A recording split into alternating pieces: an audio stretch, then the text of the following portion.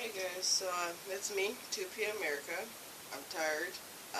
We're gonna make a miso sauce to go on some tofu, and that'll be the video. Alright, so first thing we're gonna do is we gotta turn on the stove. So I'm just gonna turn on medium heat. And then we're gonna put some butter in the pan because that'll make it taste better. So I'm just putting about a tablespoon of butter into the pan, and you're going to let that heat up for a little while. Alright, so now that the butter's all melted, I'm actually going to add in some onions. These are some red onion I cut up, just like a little bit of, maybe like 1/4 of a cup of them, I guess, something like that. And I'm going to cook them down for a while, and then once they're soft, I'm going to add in some garlic.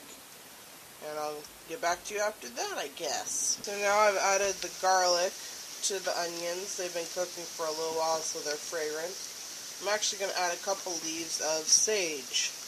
You don't have to add sage, but I like the way it tastes. And you can cut it up if you want, but I'm going to leave it whole because I don't want to cut it right now. And the whole thing with working with tofu is you just have to add flavor to it, because tofu is essentially a sponge made out of soybeans.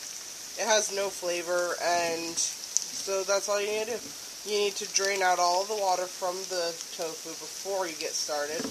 I've actually been draining mine for like 24 hours with some paper towels. So you're just getting all the water out of it. Once you've gotten all the water out of your tofu, you can add whatever flavoring you want to it.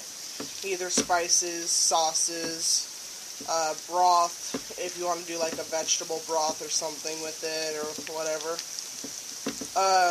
You can do pretty much whatever you want with tofu. Once you have all the water out, it just soaks up anything you add onto it. So you can see the sage is getting really soft and it's fragrant right now, which is adding a nice smell into the kitchen.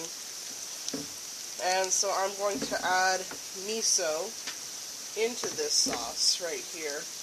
Miso is typically better if you can add it without cooking it, but for making this sauce, I have to cook it for a little bit.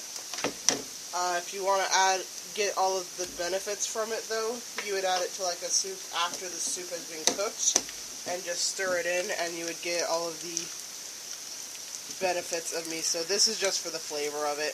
I don't really care right now. But it makes this sauce really taste nice, and it goes well on the tofu. Which is funny because this is also soybeans. It's miso's paste, which is made out of fermented soybeans. So I'm putting soybeans on soybeans. If you have a problem with soybeans, then don't use this recipe. I mean, like, whatever. Why are you watching something about something you don't like? So you're just going to cook it for a little while, let it get a little soft. You'll smell it, kind of smells like it's burning, but it's not. It's just browning a little bit, which is fine.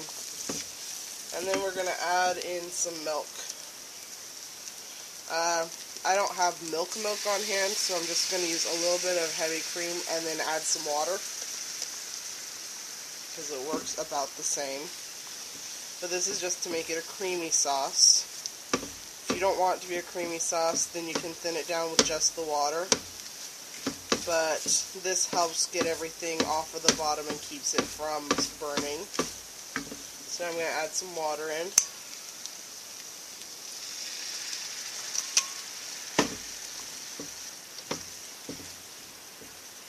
And once the sauce has all come together, all the miso has broken down, you just add it into your tofu, which you have previously cut. I just cut mine into some slices, which you can see right here. Some sliced tofu.